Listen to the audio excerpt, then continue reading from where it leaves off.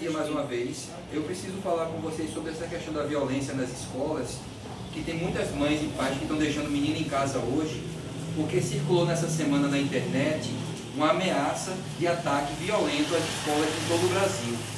E a gente precisa fazer algumas coisas. Por exemplo, uma coisa que eu gostaria de falar é que começa em casa a educação, né? A escola dá instrução para a gente, mas a educação, as boas maneiras, o caráter é formado em casa. É em casa que a gente leva isso para a escola e para a sociedade. Então nossas crianças estão doentes porque as famílias estão desfeitas, destroçadas. Muito divórcio, muita traição, muita mentira, muita violência dentro de casa. Isso reflete no comportamento das crianças, elas levam isso para a sociedade, para a escola, para a vida. Então é necessário reformar as famílias. Mesmo aquela família que só tem uma mãe ou um pai, aquela pessoa tem que tentar salvar essa criança para que ela possa algum dia ser um adulto saudável e não disfuncional como a gente vê por aí, as pessoas maltratando, atirando, degolando outras crianças na escola. Isso não pode continuar acontecendo. Então, antes de mais nada, a gente precisa de um espírito desarmado, do bom humor, levar na esportiva, ter jogo de cintura. Há um exemplo de um dos livros que eu estou lendo, todo dia eu leio um pouquinho, quando eu tenho oportunidade, graças a Deus eu tenho essa oportunidade de ler, né? Eu tenho esse despertar para não ficar na televisão, mas ler alguma coisa que possa modificar a minha vida e, consequentemente, a vida com quem eu trabalho. Uma história de um maestro Carajã que estava dobrando uma esquina, andando distraído numa rua, em um prédio bem alto, e outro cidadão que estava dobrando na outra esquina.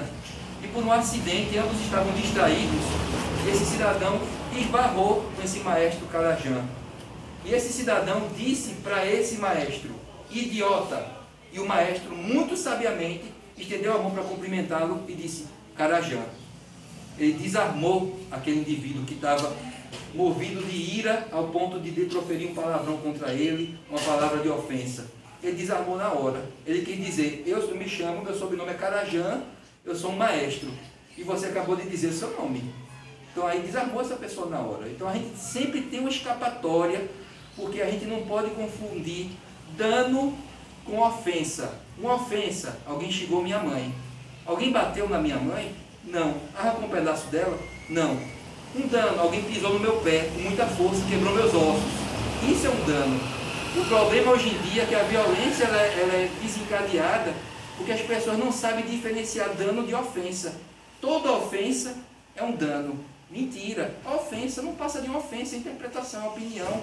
Eu posso simplesmente ignorar, levar na esportiva e ficar rindo daquilo ali.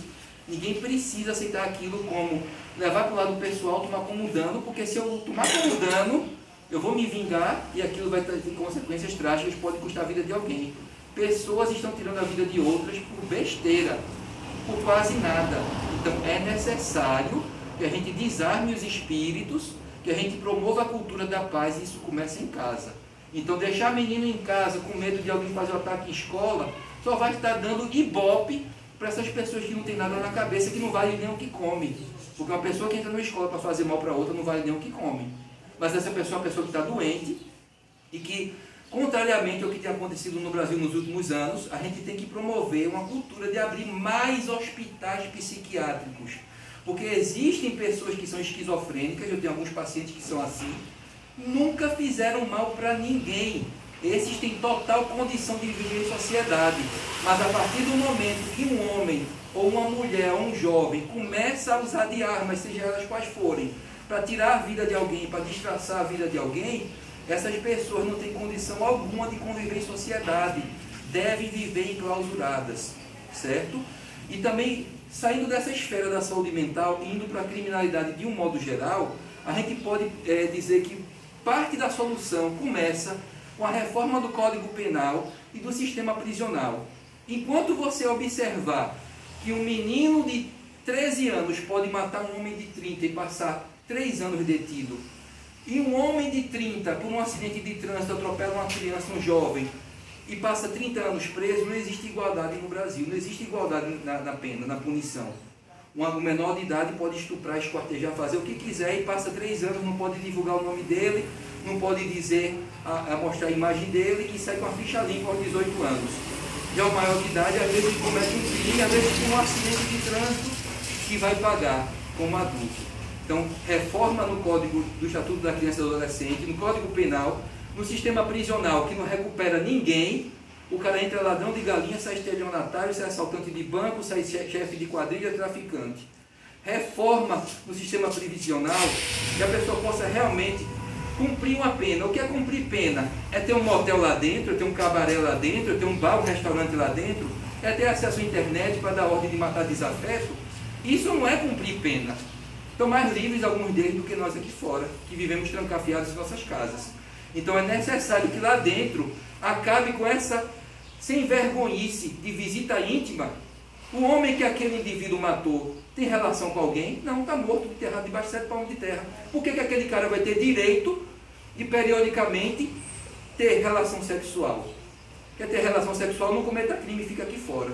Vai lá para dentro, acaba com visita íntima, acabar com o telefone, nenhum telefone lá dentro, nenhum privilégio, ração, comida, refeição, igual para todo mundo. Acabar com esse negócio do cara ter acesso a cigarro, a droga. Enquanto isso não acabar, as pessoas vão se sentir livres de continuarem cometendo crimes. Outra coisa, progressão de pena, uma vergonha.